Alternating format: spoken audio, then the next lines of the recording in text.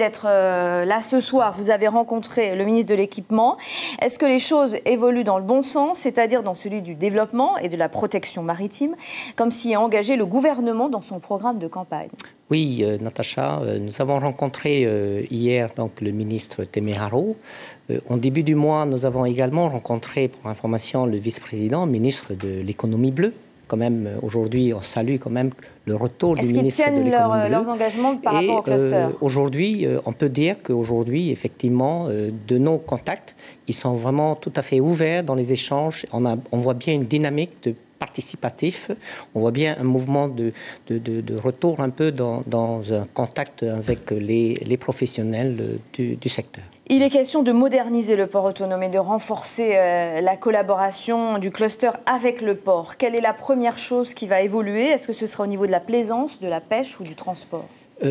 On va devoir travailler sur tous les secteurs parce que ce port de Papeete, notamment, qui est un outil, je dirais, formidable de développement, regroupe l'ensemble de ces activités, que ce soit la pêche, que ce soit le tourisme nautique, que ce soit la plaisance, la défense, la réparation navale, ça regroupe toutes ces activités. Donc, nous devons travailler sur toutes les différentes composantes un peu de cette activité. Vous militez aussi en faveur de la construction de marinas dans les îles pour développer l'économie maritime. Il y a beaucoup d'opposition.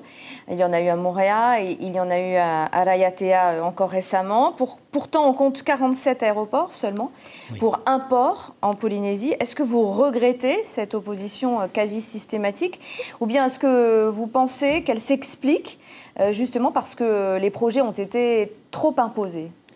Je pense que c'est vrai que la Polynésie manque énormément d'infrastructures, que les sources d'emploi, des réservoirs d'emploi possibles de cette activité importante, tout le monde est donc, disons, favorable.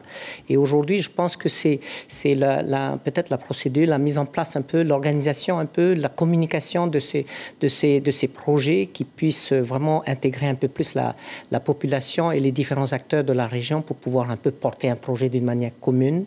À l'instar, par exemple, comme je l'ai indiqué, de l'action que nous sommes en train de travailler avec le maire de Haroué sur la modernisation et également la création d'un port de plaisance dans la zone de Haroué. Et donc, c'est une démarche que nous avons commencé à entamer. Donc, à Haroué, voilà.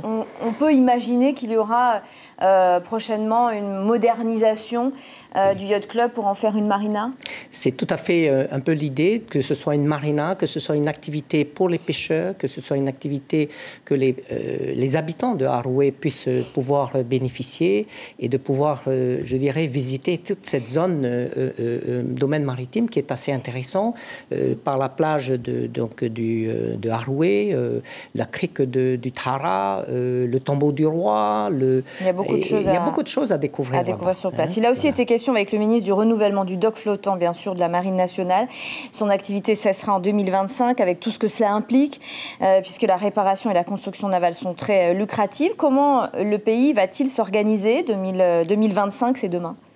Alors, aujourd'hui, il a été acté par le port autonome une autorisation de programme pour pouvoir mener de nouvelles études, pour pouvoir, je dirais, entamer des études techniques et économiques pour aller juste au bout de la démarche de définition de l'outil de mise à sec qu'il faut que la Polynésie dispose, un outil moderne qui est nécessaire. On a bien vu que dans l'épisode des difficultés des navires, par exemple, le Tuhape, lorsqu'il a des difficultés et qu'il doit monter sur cale et qu'on ne peut pas, c'est toute une île, toute une série d'îles qui Donc le gouvernement a conscience qu'il faut absolument... Oui, c'est un outil de développement qui est absolument nécessaire. Qu'il y ait un dock flottant.